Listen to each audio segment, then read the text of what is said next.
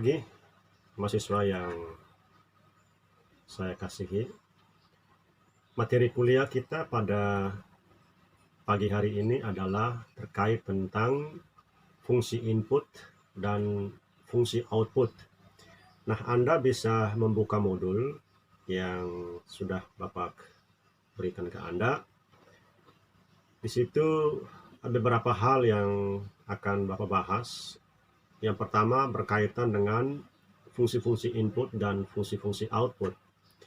Pertemuan-pertemuan kita yang terdahulu sebelum kita diliburkan karena ada persoalan global sudah membahas bagaimana peran atau fungsi input dan output berdasarkan teori dari Gabriel Almond maupun lainnya. Kita sudah secara garis besar bahkan sudah sangat terperinci dan berulang-ulang membahas tentang bagaimana alur mekanisme input kemudian dikelola dalam sebuah sistem dan menghasilkan yang kita sebut dengan output dalam bentuk kebijakan, keputusan ataupun bentuk lainnya. Nah, pertemuan kali ini kita membahas tentang fungsi-fungsi input. Kita akan fokus ya. Yang pertama berkaitan dengan fungsi input menurut Gabriel Almond. Nah, sebelumnya saya mencoba untuk merefresh ke belakang bahwa kalau bicara mengenai input, kita bicara mengenai masukan yang ada dua hal yang sudah saya jelaskan. Input itu adalah bahan mentah, kemudian dia juga berupa energi atau bahan bakar yang bisa menjamin kelangsungan hidup sebuah sistem politik itu sendiri. Jadi input itu ada dua, berupa tuntutan dan juga berupa dukungan. Sedangkan berbicara mengenai output itu, kita bicara mengenai hasil atau konsekuensi dari bekerjanya suatu sistem politik tersebut. Nah, Gabriel Almond itu ada atau sudah menjelaskan atau mengelompokkan beberapa dua hal. Yang pertama, fungsi input itu ada 4. Sedangkan fungsi output ada 3. Fungsi input menurut Gabriel Almond yang pertama adalah sosialisasi politik dan rekrutmen politik. Yang kedua adalah artikulasi kepentingan. Yang ketiga adalah agregasi kepentingan. Dan yang keempat adalah komunikasi politik. Nah, tugas Anda adalah keempat hal tersebut dibaca, dipahami dengan baik, semua ada di dalam modul yang sudah saya serahkan. Sosialisasi, kita bicara mengenai apa? Ya, kita bicara mengenai proses di mana sikap-sikap politik dan pola-pola tingkah laku diperoleh dan dibentuk, dan merupakan suatu sarana bagi generasi untuk menyampaikan apa yang kita sebut dengan keyakinan-keyakinan politik kepada generasi berikutnya. Itu contoh yang kita sebut dengan sosialisasi. Begitu juga banyak pakar, ahli yang menjelaskan mengenai definisi sosialisasi. Anda silakan membaca di situ. Kemudian yang kedua, rekrutmen, juga sebagai penseleksian ya, individu-individu yang berbakat. Jadi tidak ada partai politik yang menseleksi individu yang tidak punya bakat, kecuali kalau terpaksa. Nah, biasanya kalau menjelang pemilu tidak ada kader yang siap untuk dicalonkan sebagai anggota legislatif. Nah, biasanya partai asal comot ya, asal mengambil asalkan memenuhi persyaratan untuk diserahkan kepada penyelenggara pemilu yang kita sebut dengan KPU. Nah, ini yang disebut dengan kader yang tidak berbakat. Jadi kalau kader yang berbakat itu kader yang sudah ditempa melalui sebuah proses yang panjang. Artinya kalau kita bicara sebuah organisasi, di situ ada mekanisme atau ada saluran yang digunakan oleh partai politik untuk menempa kadernya sehingga dia bisa menghasilkan ya. Dalam arti bisa dilihat dari konteks kualitasnya, kapabilitasnya, kapasitasnya, karena dia lahir dari sebuah proses yang teratur, terarah, dan berkelanjutan. Jadi rekrutmen itu ada dua, ya secara terbuka dan juga secara tertutup. open close system dan juga uh, open recruitment dan juga close recruitment. Itu poin yang pertama. Yang kedua adalah artikulasi kepentingan. Ini masih fungsi input menurut Gabriel Almond. Nah, fungsi input menurut Gabriel Almond, artikulasi itu berkaitan dengan cara mengartikulasikan, cara mengemukakan kepentingan-kepentingan kepada siapa? Kepada badan-badan pemerintah atau badan-badan politik. Dalam hal ini, dalam konteks suprapolitik, kita bicara mengenai eksekutif maupun legislatif. Karena badan-badan ini punya kewenangan untuk apa? Untuk membuat keputusan-keputusan ataupun kebijakan-kebijakan. Kemudian ketiga adalah agregasi kepentingan. Agregasi ini merupakan ya bagaimana badan-badan politik maupun badan-badan pemerintahan tadi dia punya kemampuan untuk mengubah atau mengkonversikan tuntutan-tuntutan maupun aspirasi yang datangnya dari masyarakat tadi untuk menjadi yang kita sebut dengan alternatif kebijakan pemerintahan atau alternatif kebijakan umum. Nah, ini masuk yang disebut dengan agregasi kepentingan. Berikutnya adalah komunikasi politik. Nah, komunikasi ini menggambarkan apa yang disebut dengan penyampaian ya, informasi-informasi politik. Jadi informasi politik itu banyak sekali sarana yang bisa sampai kepada masyarakat. Salah satunya misalnya melalui media komunikasi. Jadi media komunikasi itu banyak seperti radio, ya, televisi, kemudian pers, termasuk juga media sosial menggunakan Android atau lain sebagainya, surat kabar, ya, majalah dan lain-lain, lembaga-lembaga yang berkompeten untuk menyampaikan informasi kepada publik. Jadi tipe-tipe struktur komunikasi ini ada 5. Ada kontak secara pribadi, secara informal, jadi face to face, kita menyampaikan kontak informasi ya secara langsung. Bisa juga melalui struktur sosial tradisional, misalnya dalam masyarakat yang masih berpola tradisional, misalnya komunikasi itu melalui elit-elit adat atau elit-elit yang ada di kampungnya masing-masing, misalnya kepala suku, atau dalam konteks sekitar Jayapura ada Ondo Afi, dia punya peran untuk menyampaikan informasi kepada anak adatnya. Atau melalui struktur pemerintah. Nah, ini sangat modern, lebih birokratis. Struktur input juga bisa, kemudian juga melalui media massa. Itu saluran komunikasi ya. Kemudian yang berikutnya adalah pembuatan peraturan. Ini kita masuk apa yang kita sebut dengan fungsi output ya. Fungsi output, pembuatan peraturan. Jadi fungsi output di sini ada pertama adalah pembuatan peraturan. Jadi rule making atau pembuatan peraturan ini merupakan salah satu dari fungsi output. Nah, ada lembaga atau badan yang punya kewenangan, yang punya authority untuk apa? Untuk membuat peraturan. Jadi dalam hal ini adalah eksekutif dan legislatif, ya. Itu salah satu dari suprastruktur politik. Yang kedua adalah penerapan peraturan. Jadi penerapan peraturan ini artinya ketika hasil sudah didapat melalui kebijakan-kebijakan atau peraturan-peraturan tadi, maka konsekuensinya adalah peraturan itu harus diterapkan. Tidak ada kebijakan tanpa penerapan. Jadi penerapan peraturan atau adjudikasi peraturan ini punya hubungan yang erat. Jadi setelah lembaga-lembaga yang punya kewenangan tadi membuat peraturan-peraturan, yakni pemerintah dan legislatif, selanjutnya adalah peraturan itu segera diterapkan. Jadi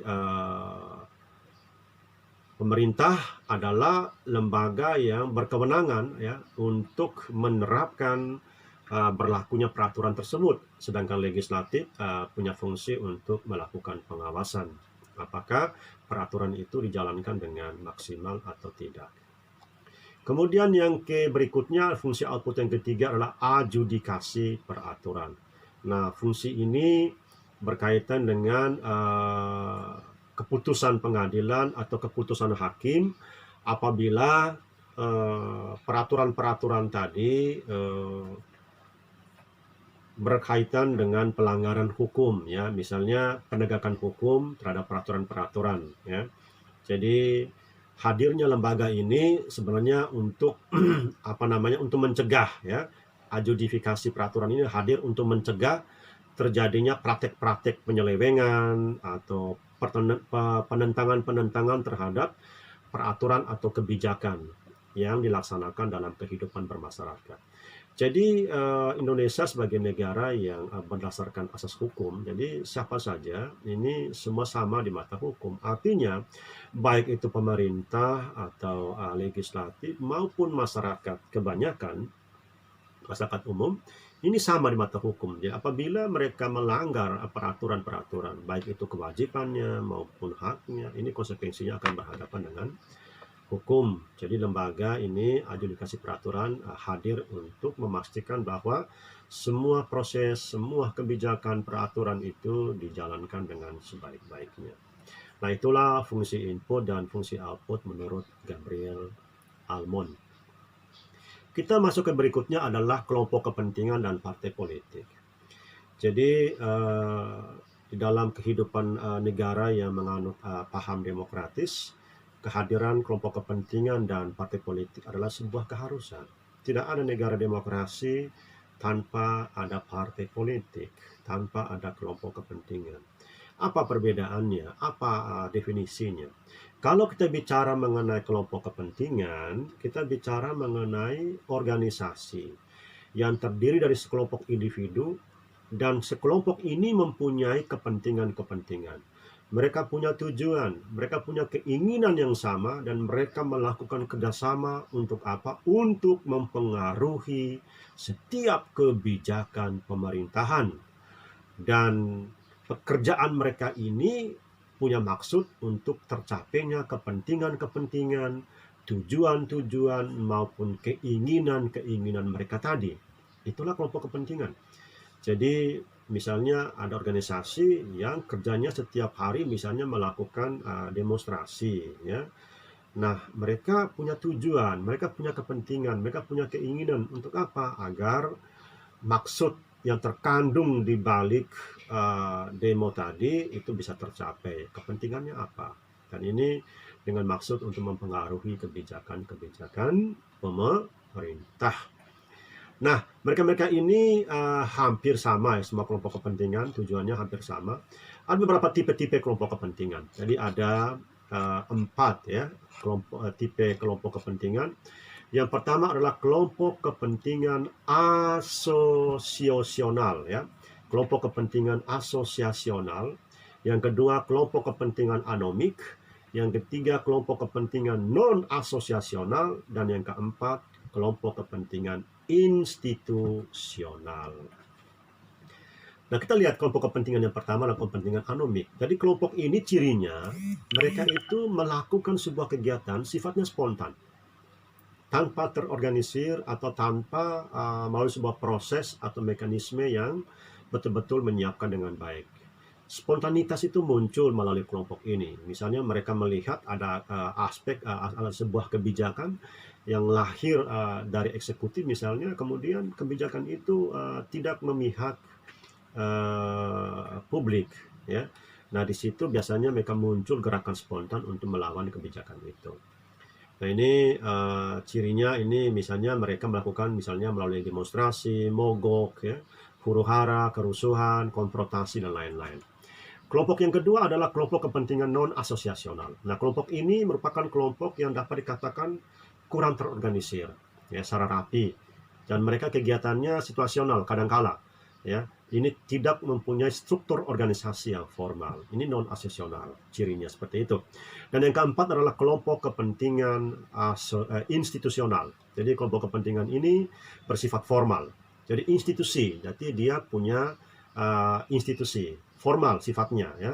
Kelompok ini punya organisasi yang rapi, teratur, kemudian orang-orang di dalamnya adalah orang-orang yang profesional sesuai dengan bidang keahliannya. Misalnya organisasi Ikatan Dosen Ilmu Pemerintahan Seluruh Indonesia, atau organisasi Kesatuan Organisasi Pemerintahan Seluruh Indonesia, atau Ikatan Dokter Indonesia, atau Ikatan Ilmu Sejarah Indonesia. Nah, ini orang-orang berkompeten sesuai dengan bidang keahliannya. Kemudian yang keempat adalah kelompok-kelompok asosiasional ya.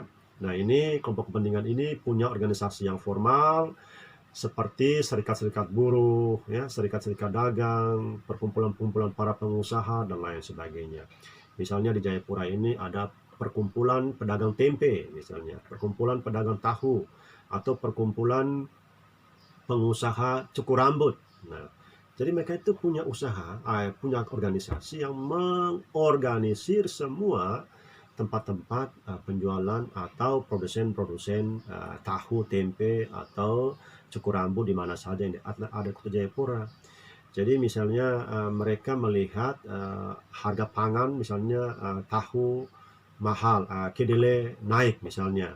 Nah, di situ mereka organisasi sepakat untuk menaikkan harga tempe misalnya, atau cukur rambut misalnya. Tiba-tiba kita melihat pelang pria dewasa misalnya sudah naik 50.000. Nah, ini berlaku untuk semua, hampir di semua, bahkan mengikat semua distributor cukur rambut seluruh Indonesia. Ini yang disebut dengan kelompok kepentingan asosiasional. Jadi berkaitan dengan organisasi yang formal dan mereka bisa mewakili atau mengorganisir semua unit-unit yang berada di dalamnya.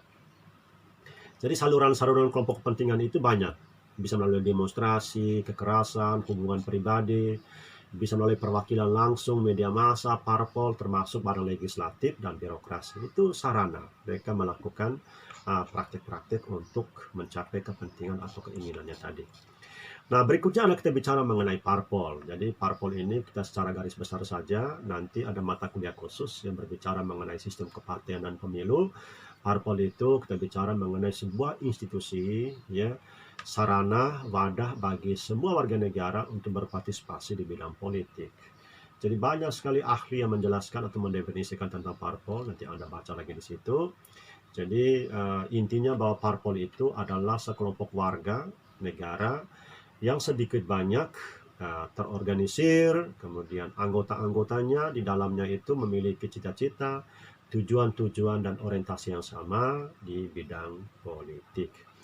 Fungsi-fungsi parpol ada 5-6 banyak ya. Salah satunya adalah yang pertama, parpol punya fungsi untuk menjalankan sarana komunikasi politik. Jadi komunikasi politik itu penting disampaikan oleh partai politik. Jadi mereka tidak hanya menunggu menjelang pemilu, tetapi selama siklus 5 tahunan, kapan, di tempat, di mana saja, parpol punya tugas untuk menyampaikan apa yang kita sebut dengan komunikasi politik. Jadi yang kedua itu berkaitan dengan komunikasi tadi itu berkaitan dengan sebagai penghubung ya, penghubung antara pihak pemerintah dengan pihak yang diperintah. Nah, parpol ini kan representasi dari wakil rakyat. Nah, wakil rakyat itu sebagai representasi mereka harus menjadi penghubung atau agent ya, menyampaikan aspirasi kepada pemerintah. Itu disebut dengan fungsi komunikasi. Yang berikutnya adalah kita sebut dengan fungsi artikulasi dan agregasi kepentingan, sudah saya jelaskan di atas tadi. Kemudian ada fungsi sarana sosialisasi politik juga sudah saya jelaskan ya. Kemudian fungsi rekrutmen juga sudah saya jelaskan, itu fungsi di parpol. Kemudian fungsi pembuatan kebijaksanaan ya. Juga ini berkaitan dengan bagaimana DPR atau parpol bersama pemerintah bersama-sama untuk menyusun sebuah kebijakan ya. Kemudian juga yang berikut, parpol hadir sebagai sarana pengatur konflik. Jadi semua perbedaan pendapat, persaingan, bahkan konflik yang ada di masyarakat itu, ini tugasnya parpol untuk memanage, ya, meminimalisir dan bahkan berusaha untuk menyelesaikan semua persoalan-persoalan konflik dalam kehidupan berbangsa dan bernegara. Nah, klasifikasi parpol ini ada dua ya, partai massa dan juga partai kader. Nah, partai massa itu partai yang anggota pendukungnya banyak, sedangkan partai kader itu anggota pendukungnya bahkan sedikit, bahkan tidak ada ya, partai kader. Kemudian partai politik dapat diklasifikasi menjadi dua, partai lindungan, partai ideologi, dan juga lindungan itu partai yang biasanya aktif pada saat menjelang pemilihan umum saja. Jadi contoh misalnya ada banyak partai baru muncul ketika menjelang pemilu. Setelah jadi pemilu tidak memenuhi syarat parlemen threshold misalnya persentase untuk duduk di DPR, kemudian mereka hilang. 5 tahun berikutnya muncul lagi. Nah itu partai lindungan. Kemudian partai ideologi ya, partai ideologi ini partai yang mengikat ya, disiplin kuat bagi anggotanya dan mengikat bagi seluruh anggota-anggotanya. Jadi kemudian Maurice Duverger itu membagi tipologi sistem kepartaian. Secara umum nanti saya jelaskan di mata kuliah sistem kepartaian. Yang pertama adalah sistem one party system, two party system, dan multi party system. Jadi one party system itu partai yang negara hanya menganut satu partai, sedangkan two party system itu negara yang menganut 2 partai. Amerika Serikat adalah contohnya, di sana ada partai Republik dan partai Demokrat. Kemudian yang ketiga adalah multi party system. Nah, itu multi party system adalah negara yang menganut banyak partai, salah satunya adalah Indonesia. Nah, inilah apa namanya materi kita di siang pagi hari ini, tidak banyak. Anda bisa baca lagi di modul yang sudah Bapak serahkan. Anda pahami, Anda pelajari dengan baik. Nanti akan ada tugas ataupun nanti ujian akan kita lakukan menjelang ujian akhir semester. Demikian pertemuan kita di siang hari ini. Anda wajib untuk membaca dan menyimaknya. Sekali lagi, modul itu jangan disia-siakan. Anda gunakan untuk membaca dan memahaminya. Terima kasih.